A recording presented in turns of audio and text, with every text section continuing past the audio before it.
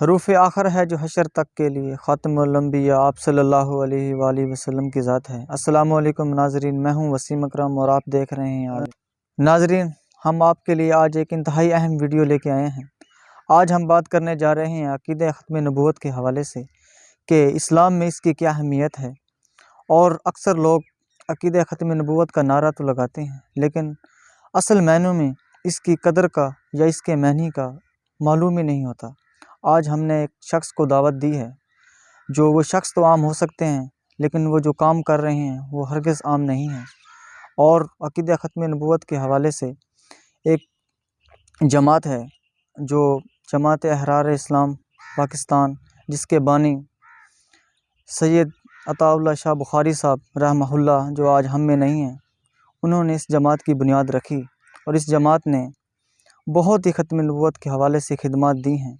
اور خاص طور قادیانی سینکڑوں کی تعداد میں ان کی ایک محنت سے دائرہ اسلام میں داخل ہوئے ہیں۔ ان کے ایک مبلغ خانوال کے ہم نے ان کو آج خصوصاً دعوت دی ہے تاکہ عقیدہ ختم نبوت کے حوالے سے ہمارے ناظرین کو بتائیں کہ اس کی کیا اہمیت ہے۔ محمد الطاف معاویہ صاحب جو مبلغ ہیں خانوال کے، ہم آپ کو ان سے ملواتے ہیں اور ان سے جانتے ہیں عقیدہ ختم نبوت کے حوالے سے۔ الحمدللہ الذی جعل القرآن للدین اساسا وحدیثا نبوی لہ مصباحا ونبراسا، اما بعد، بسم اللہ الرحمن الرحیم۔ قال النبی صلی اللہ علیہ وسلم انا خاتم النبیین لا نبی بعدی، صدق اللہ العظیم۔ انتہائی واجب الاحترام بھائیو، عقیدہ ختم نبوت کے حوالے سے آج بات کرنی ہے کہ عقیدہ ختم نبوت کتنی اہمیت کا حامل ہے، اور اللہ رب العزت نے عقیدہ ختم نبوت کے حوالے سے قرآن مجید فرقان حمید میں کتنی آیات مبارکہ ہیں جن میں عقیدہ ختم نبوت کے پر دلیل کے طور پہ آئی ہیں۔ قرآن مجید میں اللہ رب العزت نے عقیدہ ختم نبوت کے تحفظ کے لیے اللہ رب العزت نے 100 آیات مبارکہ بیان فرمائی ہیں۔ آپ دیکھیں، جس چیز کی اہمیت زیادہ ہوتی ہے، سامع کو اہمیت بتانی ہوتی ہے، تو اس کو بار بار اس بات کو رپیٹ کیا جاتا ہے تاکہ سامع اچھی طرح سمجھ سکے، سامع کے دل میں اس کی اہمیت کا اچھی طرح اندازہ ہو سکے۔ تو آپ صلی اللہ علیہ وسلم کی ختم نبوت پر اللہ نے 1 یا 2 یا 10 یا 20 آیات مبارکہ نہیں اتاری، بلکہ اللہ نے 100 آیات مبارکہ اتاری ہیں۔ اور اسی طرح قرآن کے بعد سب سے درجہ جو بڑا ہے وہ حدیث مبارکہ کا ہے۔ حدیث مبارکہ کی طرف اگر ہم دیکھیں تو 210 حدیث مبارکہ ہیں جن میں آپ صلی اللہ علیہ وسلم کی ختم نبوت کے حوالے سے میرے اور آپ کے نبی صلی اللہ علیہ وسلم نے ارشاد فرمایا، لوگو انا خاتم النبیین لا نبی بعدی، میں آخری نبی ہوں، میرے بعد کسی نبی نے نہیں آنا۔ اب اگر حضرت عیسیٰ علیہ السلام جب آئیں گے، وہ بھی میرے نبی کے امتی بن کر میرے نبی کی دعوت کو فالو کریں گے۔ اور اسی طرح عقیدہ ختم نبوت پر قرآن و حدیث کے بعد سب سے بڑا درجہ جو ہے وہ اجماع کا ہے۔ اب چلتے ہیں اجماع کی طرف۔ اجماع کیا کہتا ہے آپ صلی اللہ علیہ وسلم کی ختم نبوت کے بارے میں؟ حضرت امام اعظم ابو حنیفہ رحمہ اللہ فرماتے ہیں، ان الدعوی النبوت بعد نبینا صلی اللہ علیہ وسلم کفر بالاجماع۔ اگر پیغمبر علیہ السلام کی ختم نبوت کے بعد کوئی دعوی نبوت کرے گا، وہ دائرہ اسلام سے خارج ہو جائے گا۔ سامعین محترم، حضرت امام اعظم ابو حنیفہ رحمہ اللہ سے کسی نے سوال کیا، حضرت اگر پیغمبر علیہ السلام کی ختم نبوت کے بعد کوئی دعوی نبوت کر لے تو وہ تو دائرہ اسلام سے خارج ہو جائے گا، اگر اس سے کوئی دلیل مانگ لے تو اس کے بارے میں آپ کیا ارشاد فرماتے ہیں؟ حضرت امام صاحب فرماتے ہیں کہ وہ بھی دائرہ اسلام سے خارج ہو جائے گا۔ سامعین محترم، اس عقیدہ ختم نبوت کے ڈاکو اور باغی شروع ہی سے آپ صلی اللہ علیہ وسلم کے دور میں سے ہی ان کا کام شروع ہو گیا تھا، اور آپ صلی اللہ علیہ وسلم کے صحابی حضرت فیروز ازدحیلمی رضی اللہ تعالیٰ عنہ نے جب اسود انسی بدبخت نے دعوی نبوت کیا تو اس وقت حضرت فیروز نے جا کے اس کو واصل جہنم کیا، اور ابھی حضرت فیروز واپس نہیں پہنچے تھے تو آپ صلی اللہ علیہ وسلم کو حضرت جبریل امین نے آ کے بتایا کہ یا رسول اللہ صلی اللہ علیہ وسلم، آپ کا صحابی جس مقصد کے لیے گیا تھا وہ کامیاب ہو گیا۔ اور آپ صلی اللہ علیہ وسلم نے اپنے صحابہ کو بلا کے فرمایا کہ لوگوں، فازہ فیروز کامیاب ہو گیا، کیونکہ اس نے بدبخت ایک ختم نبوت کے باغی کو واصل جہنم کیا تھا۔ اور اسی طرح مسیلمہ کذاب، جب آپ صلی اللہ علیہ وسلم کی رحلت ہو گئی تو سب سے پہلے خلیفہ سیدنا صدیق اکبر رضی اللہ تعالیٰ عنہ نے، حضرت صدیق اکبر نے مسیلمہ کے خلاف جنگ یمامہ میں ایک بہت بڑا جہاد کیا، جس میں 1200 صحابہ شہید ہوئے۔ حالانکہ آپ صلی اللہ علیہ وسلم کے دور مبارک میں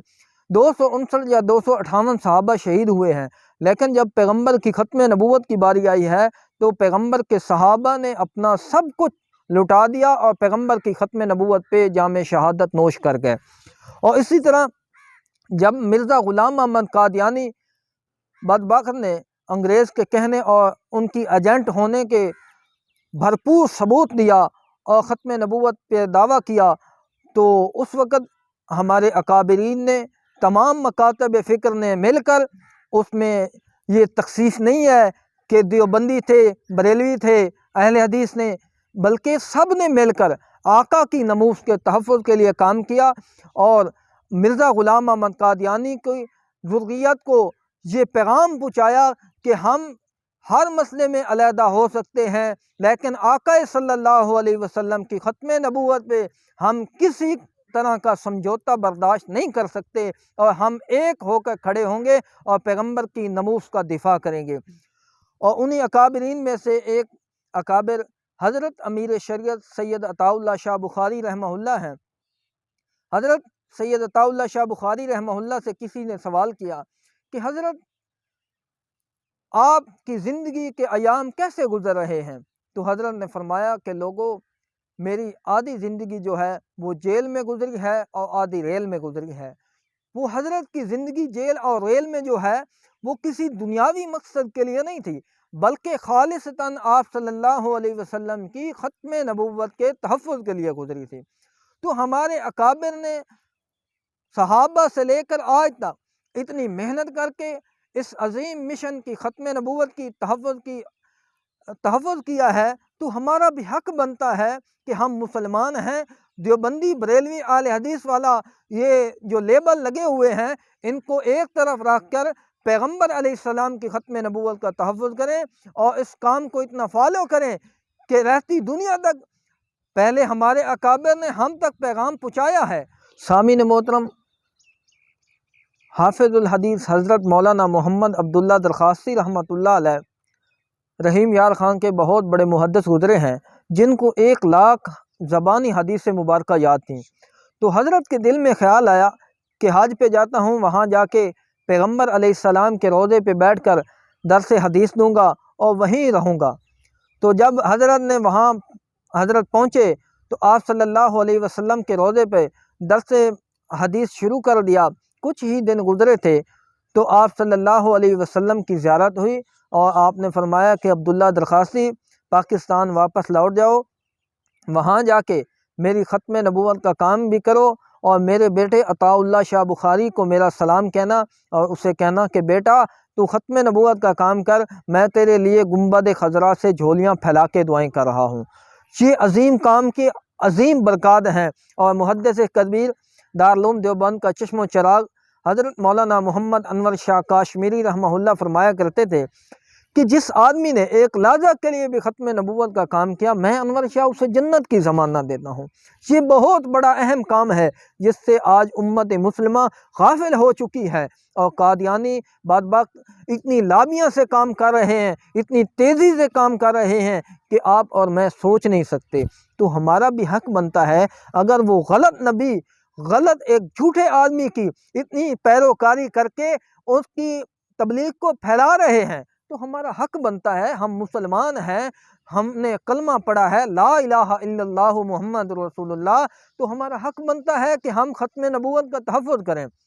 اگر ہم نماز پڑھتے ہیں تو وہ اپنے لیے ہے، ہم پہ فرض ہے۔ زکوٰۃ دیتے ہیں ہم پہ فرض ہے، حج کرتے ہیں ہم پہ فرض ہے،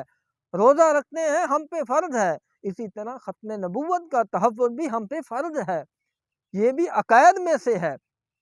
تو ہمارا الحمدللہ ہماری جماعت مجلس احرار اسلام بھی اسی کام پہ گامزن ہے، اور امیر شریعت سید عطا اللہ شاہ بخاری رحمہ اللہ سے لے کر آج تک ان کے بیٹے اسی مشن کو آگے لے کر پہنچے، اور اسی مشن کو پھیلاتے پھیلاتے آخرت کی طرح رواں دواں ہو گئے۔ اب ہماری جماعت کے امیر سید محمد کفیل شاہ بخاری دامت برکاتہم العالیہ، اللہ ان کی عمر دراز فرمائے، اور اللہ ان کا سایہ ہمارے سروں پہ تا دیر سلامت رکھے۔ الحمدللہ ان کی قیادت میں یہ جماعت بھی کام کر رہی ہے، اور میری تمام ساتھیوں سے گزارش ہے، صرف ہماری جماعت نہیں بلکہ جہاں کہیں ختم نبوت کا کام ہو رہا ہے، کوئی کر رہا ہے، یہ نہیں دیکھنا کہ یہ بریلوی ہیں یہ ختم نبوت کا کام کر رہے ہیں، نہیں بھائی، وہ بھی امت مسلمہ ہے، ان کا ساتھ بھی دینا ہے۔ اور دیوبندی جہاں عالمی مجلس تحفظ ختم نبوت ہے، اور انٹرنیشنل ختم نبوت ہے، شبان ختم نبوت، جہاں کہیں ہماری جماعتیں مسلمانوں کی جماعتیں کام کر رہی ہیں، ان کے ساتھ تعاون بھی کرنا چاہیے، ان کے دست بازو بننا چاہیے، تاکہ وہ آگے بڑھ کر مزید اس کام کو آگے بڑھا سکیں۔